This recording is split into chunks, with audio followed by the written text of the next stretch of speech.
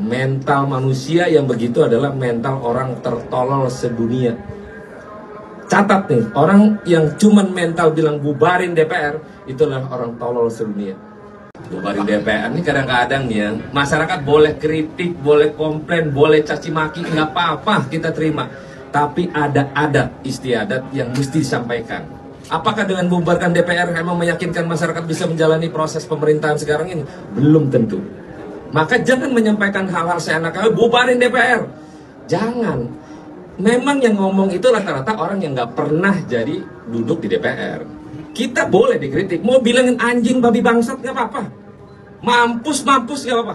Tapi ingat bahwa kita selaku wakil rakyat juga punya kerja-kerja, punya empati.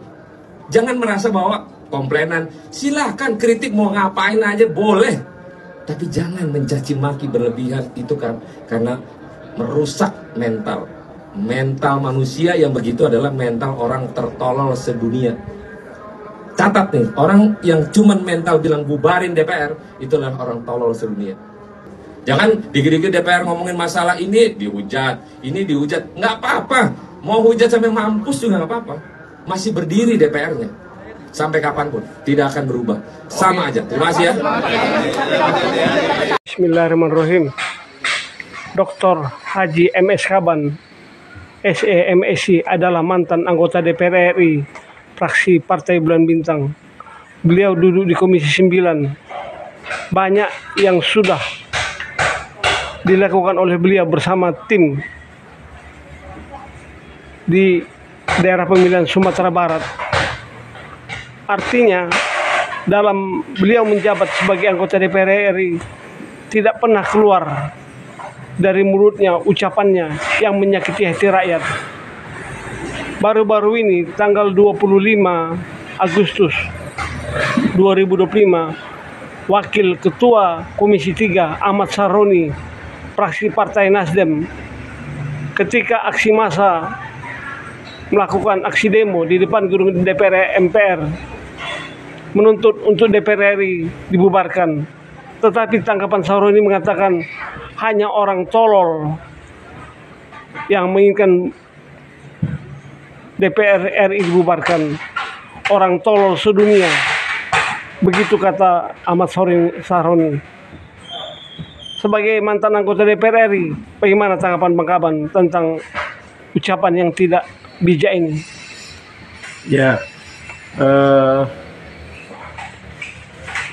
ini sebuah peristiwa yang sangat kontroversial, ya, sangat paradoks. Ya, karena anggota DPR itu dia adalah wakil rakyat. Ya, dia adalah wakil rakyat, dan kemudian ada rakyat yang menyampaikan aspirasi. Lalu dia mengatakan, kalau dia mengatakan orang tolol, maka dia adalah wakil rakyat yang lebih tolol dari yang dia wakili, kan gitu. Apa begitu logikanya? Nah, jadi ada rakyat, ada masyarakat yang minta bubarkan DPR. Lalu kemudian ada wakil DPR yang mengatakan itu adalah permintaan orang tolol. Berarti, ya kan, dia mewakili orang-orang tolol. Nah, saya pikir itu tidak arif, tidak bijak. Ya. Jadi seorang anggota dewan, ya, itu kan ada fungsi-fungsi sebagai anggota dewan. Nah, salah satu diantaranya adalah aspirasi masyarakat. Nah, aspirasi masyarakat itu kan bisa ditampung, bisa diperbincangkan. Nah, apalagi kalau mengkritik anggota dewan. Ya. Jadi dewan adalah orang yang sangat mengkritisi kebijakan pemerintah untuk apakah pemerintah berjalan sesuai dengan perintah undang-undang. Nah, lalu kalau kemudian ada anggota masyarakat yang melihat wakil-wakilnya tidak seperti apa yang diperintahkan undang-undang, wajar dong mereka melakukan mengkritisi itu. Nah, tapi apapun ceritanya, saya kira rakyat harus sudah tahu itulah kualitas wakil-wakil mereka hari ini di parlemen. Gitu. Partai Nasdem mempunyai perpanjangan tangan di fraksi, telah melakukan pemecatan dari sosok Ahmad Saroni dari Wakil Ketua Komisi 3 menjadi anggota Komisi 1. Apakah ini sudah pantas, Bang? Ya, itu di luar otoritas saya, ya. Itu saya tidak punya kewenangan di situ. Tapi ada sanksi, ada hukuman. Ya, saya kira itu adalah sesuatu yang lumrah, ya, terjadi, ya. Karena kita punya anak aja kalau tidak disiplin, kita tegur, ya, kita marahin. Nah, kalau misalnya ada seorang wakil rakyat tapi kemudian tidak mampu memberikan jawaban terhadap apa yang jadi aspirasi rakyat, lalu kemudian dia dipindahkan, dimutasi, nah, saya kira itu adalah otoritas partai masing-masing. Tapi yang penting rakyat menilai, ya kan, apakah rakyat masih memerlukan wakil-wakil yang seperti itu. Itu eskalasi aksi demo ini kan ada dampak dari naiknya gaji tunjangan anggota DPR RI, terutama kontrak rumah 50 juta. Sementara ucapan Saroni menyakiti hati rakyat. Tentu ini kan adalah membuat api disiram sama bensin, Bang. iya begini, itu kan sudah menjadi keputusan DPR, ya kan? Sudah menjadi keputusan DPR dan sudah juga diakui oleh pemerintah, ya kan?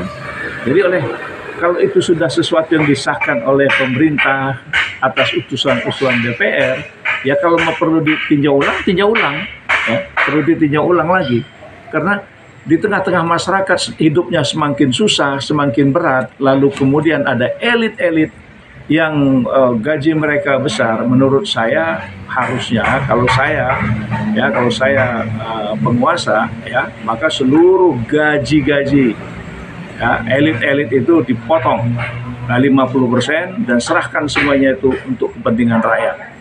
Gitu. Jadi itu kalau saya jadi pemimpin, jadi penguasa, ya kan? Nah, jadi kalau misalnya itu sudah DPR dan pemerintah mengumumkan, ya, perlu ditinjau lagi, ya ditinjau saja, gitu aja. Ya, tinjau ulang, ya, supaya memahami bagaimana rasa penderitaan rakyat itu, gitu. Ya, kan sudah tidak layak dalam situasi seperti sekarang ini hidup di dalam bermewah-mewah, sementara rakyat dipungutin pajak semakin lama semakin berat. Ini yang saya katakan sangat kontradiksi. Jadi mudah-mudahan semua jadi pelajaran lah, ya, semua jadi pelajaran karena setiap zaman ada tantangannya masing-masing. Saya kira demikian. Terima kasih. Assalamualaikum warahmatullahi wabarakatuh. Terakhir, Bang.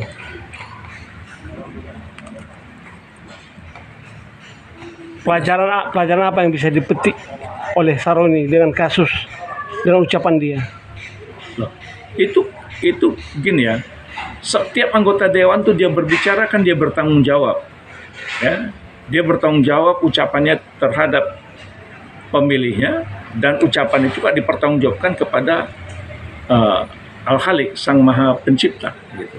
Jadi oleh karena itu setiap kita mengatakan sesuatu kita harus tahu, paham apa resikonya, apa akibatnya.